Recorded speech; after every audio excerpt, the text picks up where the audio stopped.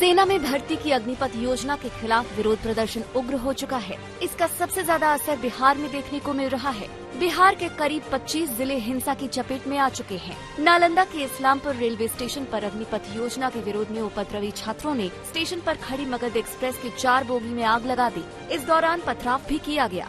आरा में अग्निपथ योजना का विरोध उग्र हो गया। कुल्हड़िया स्टेशन पर प्रदर्शन कर रहे उपद्रवियों ने यहां खड़ी पैसेंजर ट्रेन में आग लगा दी।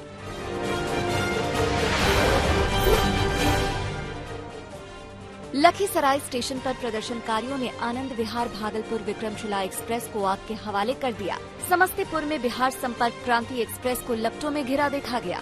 मोहिउद्दीन नगर में जम्मू तवी गुवाहाटी लोहित एक्सप्रेस को आग लगा दी गई। दरभंगा में हंगामे के बीच स्कूल बस फंस गई, जिसमें कई बच्चे सवार थे। देखते ही देखते अफरा तफरी का माहौल बन गया। प्रदर्शनकारियों ने बिहार के बिहिया रेलवे स्टेशन के टिकट काउंटर से लगभग 3 लाख रुपए लूट लिए। जीआरपी में भी प्रदर्शनकारियों ने लूटपाट की।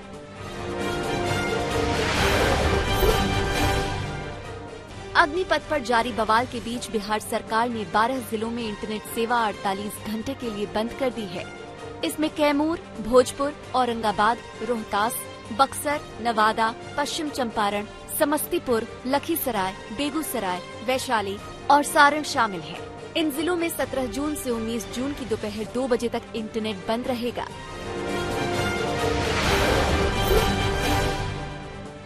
बिहार में प्रदर्शनकारियों के निशाने पर बीजेपी नेता दिखे।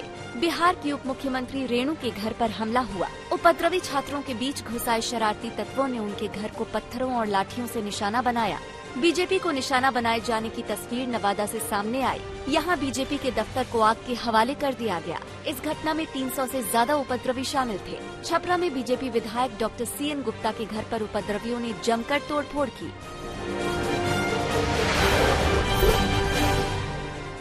बिहार में प्रदर्शन को लेकर सियासत भी तेज हो गई है। बीजेपी प्रदर्शन के पीछे आरजेडी का हाथ बता रही है।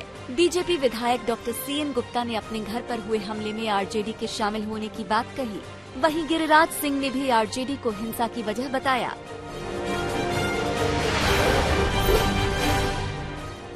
देखिए, ये अग्निपथ में युवाओं के कंधे पर बंदूक रख करके विपक्ष के लोग उन्हें भ्रमित करने की कोशिश कर रहे हैं। युवा के लिए एक अपॉर्चुनिटी के रूप में आया है। मैं युवाओं से अपील करूंगा, आप किन्हीं के बहकावे में ना जाएं।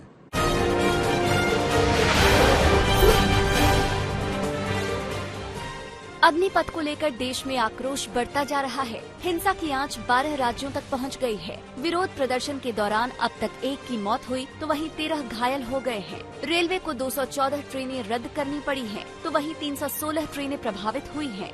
11 जगहों पर ट्रेन में आग लगाई गई है।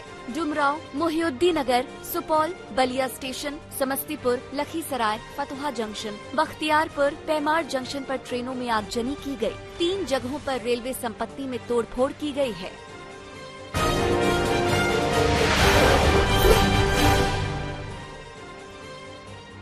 अग्निपथ योजना के खिलाफ यूपी में भी जोरदार प्रदर्शन देखने को मिला। यमुना एक्सप्रेसवे को दोनों तरफ से प्रदर्शनकारियों ने जाम कर दिया है, जहां यात्रियों की एक बस पर पथराव किया और उसे पलट दिया। वहीं गाड़ियों में आगजनी की। इतना ही नहीं, जेवर में चौकी को भी उपद्रवियों ने आग के हवाले कर दिया। प्रदर्शन को देखते हुए एक्सप्रेसवे में आवाजाही को रोकना पड़ा। अग्निपथ स्कीम के विरोध में वाराणसी में बस पर पथराव हुआ है।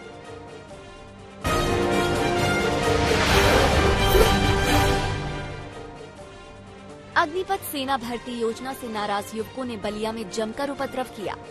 हाथ में लाठी डंडा लिए सैकड़ों की तादाद में युवक बलिया रेलवे स्टेशन पहुंचे और जमकर तोड़फोड़ की। नाराज युवकों ने स्टेशन पर खड़ी ट्रेनों के साथ स्टेशन पर मौजूद चाय बिस्किट की दुकानों को भी शिकार बनाया। प्रदर्शनकारियों ने यात्रियों के लिए लगाए पंखों को भी तोड़ डाला। बलिया में अग्निपथ स्कीम के विरोध में प्रदर्शन करने वालों पर पुलिस की सख्त कार्रवाई की गई। पुलिस ने 100 उपद्रवियों को गिरफ्तार किया। पुलिस विरोध में शामिल प्रदर्शनकारियों को CCTV फुटेज के आधार पर चिन्हित कर रही है।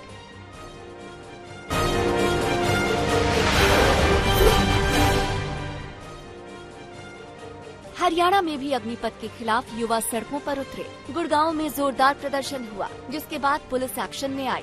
अग्निपथ योजना के खिलाफ प्रदर्शन के चलते गुरुग्राम में धारा 144 लगा दी गई। वहीं हरियाणा सरकार ने महेंद्रगढ़ में मोबाइल इंटरनेट सेवा और SMS सेवाओं को 24 घंटे के लिए बंद कर दिया है। नारनौल में छात्रों ने विरोध प्रदर्शन किया। छात्रों ने जिला उपायुक्त के आवास के सामने लगाए गए बैरिकेड को तोड़ दिया, साथ ही पत्थरबाजी भी की। उधर शहर में सुरक्षा को लेकर भारी संख्या में पुलिस बल को तैनात किया गया।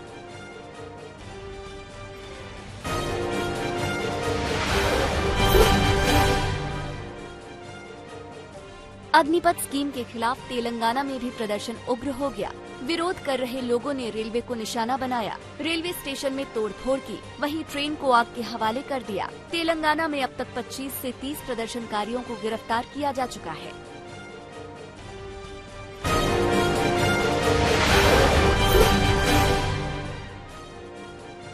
केंद्र सरकार की अग्निपथ योजना के तहत सबसे पहले इंडियन एयरफोर्स में भर्ती प्रक्रिया शुरू की जाएगी। जानकारी के मुताबिक ये प्रक्रिया 24 जून से शुरू हो जाएगी। इसके लिए IAF ने ऐलान कर दिया है। वहीं राजनाथ सिंह ने युवाओं को भरोसा दिया कि इस योजना से उन्हें लाभ मिलने वाला है।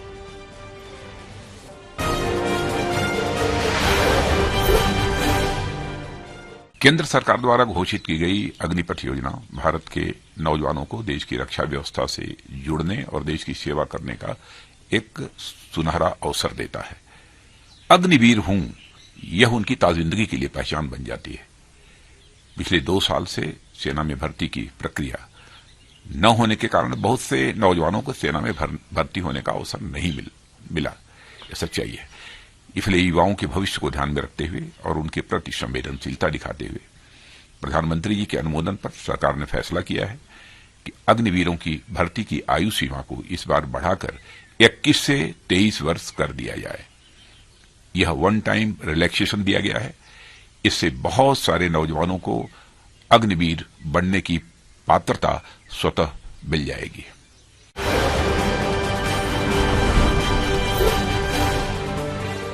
मां के 100वें जन्मदिन पर प्रधानमंत्री मोदी मिलने पहुंचे।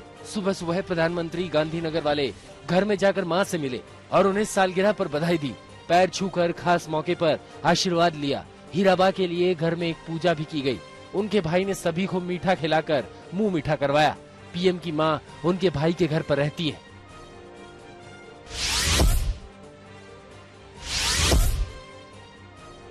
प्रधानमंत्री नरेंद्र मोदी आज गुजरात के पावागढ़ में मां काली के मंदिर के शिखर पर ध्वजारोहण करेंगे। 51 शक्तिपीठ में एक पावागढ़ में 500 साल बाद ध्वजारोहण होगा।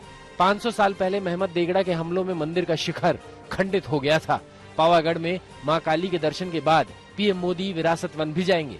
मां काली का ये मंदिर पावागढ़ के पर्वत पर है।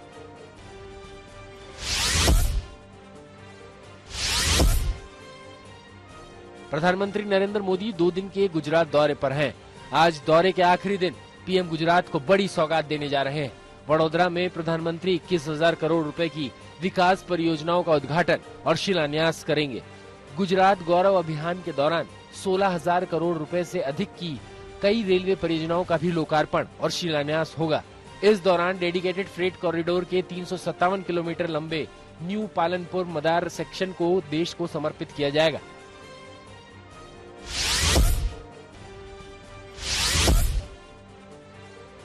गुजरात में प्रधानमंत्री आवास योजना के तहत पीएम मोदी कुल 1,38,000 घर गरीबों में समर्पित करेंगे, जिसमें लगभग 1,800 करोड़ रुपए के घर शहरी क्षेत्रों में और 1,530 करोड़ रुपए से अधिक के घर ग्रामीण क्षेत्रों में शामिल किए गए। 310 करोड़ रुपए से अधिक की लागत से बनने वाले तकरीबन 3,000 घरों का मुहूर्त भी किया जाएगा। गुजरात में मां और उसके बच्चे के स्वास्थ्य सुधार पर ध्यान देने के लिए मुख्यमंत्री मातृशक्ति योजना शुरू की जाएगी, जिस पर सरकार 800 करोड़ रुपए खर्च करेगी।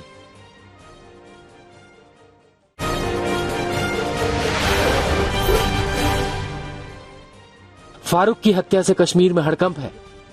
पुलिस ने मामला दर्ज कर जांच शुरू कर दी है।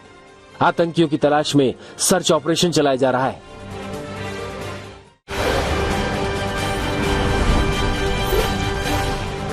असम में बाढ़ से लगातार तीसरे दिन हालत भयावह रहे। बारिश, बाढ़ और लैंडस्लाइड ने जिंदगी पटरी से उतार दी है। 3 दिन में 8 लोगों की मौत हो चुकी है। 25 जिलों के 11 लोग प्रभावित हुए हैं। 150 रिलीफ कैंपों में करीब 68,000 लोगों ने शरण ली है। लगातार बारिश से सिलचर गुवाहाटी हाईवे बंद है। भूस्खलन से अगरतला, मणिपुर, मिजोरम तथा बराक घाटी में आवाजाही बंद है।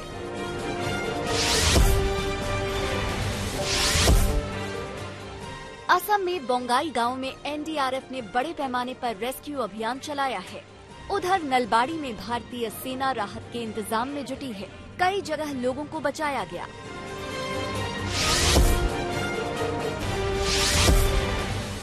सबसे ज्यादा बाढ़ प्रभावित जिलों में नौगांव है, जहां भारी दिक्कत हो रही है। यही हाल कार्बी आंगलोंग में है, जहां हर तरफ पानी भरा है।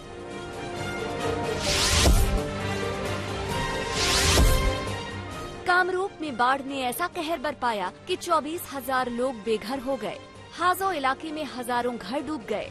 बोरोलिया नदी में भयंकर बाढ़ के चलते किनारे का एक बड़ा हिस्सा कट गया।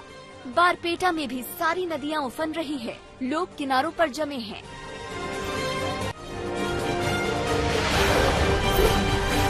दिल्ली कैंट थाना इलाके में रात में सड़क पर हुड़दंग करने के मामले में पुलिस ने 83 लोगों को गिरफ्तार किया है। इनमें से 33 लोगों के ऊपर पहले से मर्डर, हत्या के प्रयास, लूट और आर्म्स एक्ट के मामले दर्ज हैं। दरअसल ये लोग तिहाड़ जेल से बेल पर छूटे अपने साथी बदमाश को जश्न मनाते हुए गाड़ियों के काफिले के साथ ले जा रहे थे। गाड़ियों में तेज आवाज में स्पीकर बजाने और हुड़दंग की खबर जब पुलिस को लगी तो पुलिस ने इन्हें गिरफ्तार कर लिया। पुलिस ने इनके पास से 19 गाड़ियां, 2 टू व्हीलर को जब्त किया है।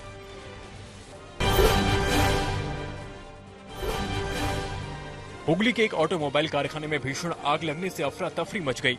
राष्ट्रीय राजमार्ग 2 के हुगली के सुगंधा मोड़ इलाके में स्थित ऑटोमोबाइल के कारखाने में कल शाम आग लग गई। देखते ही देखते पूरा इलाका काले धुएं की चादर में ढक गया।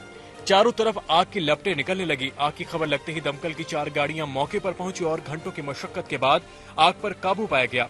आग में किसी के हताहत होने की खबर नहीं। आग लगने की शुरुआती वजह शॉर्ट सर्किट बताया जा रहा है। आग से लाखों की संपत्ति के नुकसान की आशंका है।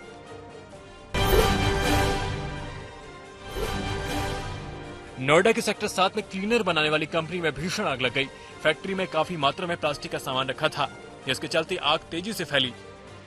पहले इस फैक्ट्री में काम करने वाले सारे लोगों को सुरक्षित तरीके से बाहर निकाला गया। इसके बाद आग की भयावहता और खतरे को देखते हुए आसपास की कई फैक्ट्रियों को भी खाली करा लिया गया। आधा दर्जन दमकलों ने 3 घंटे की मशक्कत के बाद आग पर काबू पाया। आग से करोड़ों के नुकसान का अंदेशा है। हालांकि आग की वजह अभी साफ नहीं हो पाई है। राजस्थान के मारवाड़ में पानी के लिए त्राही त्राही मची है। पाली जिले के जैतारण में एक बुजुर्ग ने पानी की दिक्कत की तरफ ध्यान खींचने के लिए अनूठा तरीका अपनाया। 70 साल के बुजुर्ग मदन लाल राव 100 फुट ऊंची पानी की टंकी पर चढ़ गए। असलाई के आसपास 20 गांव के लोग बूंद बूंद के लिए तरस गए हैं। कहीं सुनवाई नहीं होने पर बुजुर्ग को जोखिम लेकर ये रास्ता अपनाना पड़ा। तेज गर्मी में बुजुर्ग मदन लाल टंकी पर बैठे थे और समर्थन में 20 गांव के लोग नीचे जमे रहे।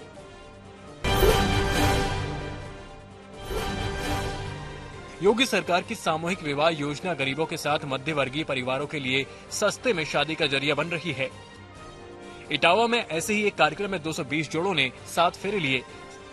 खास बात ये रही कि सामूहिक विवाह में 7 मुस्लिम जोड़ों और 5 सामान्य जाति के जोड़ों ने शादी की। बिना खर्च के शादी और ऊपर से सरकारी मदद के पैसे खाते में आने और सरकार की तरफ से मिले सामान से ये जोड़े खुश दिखे। सरकार हर जोड़े को 35,000 की राशि देती है। सदर के विधायक ने भी अपनी तरफ से तमाम जोड़ों को उपहार दिए।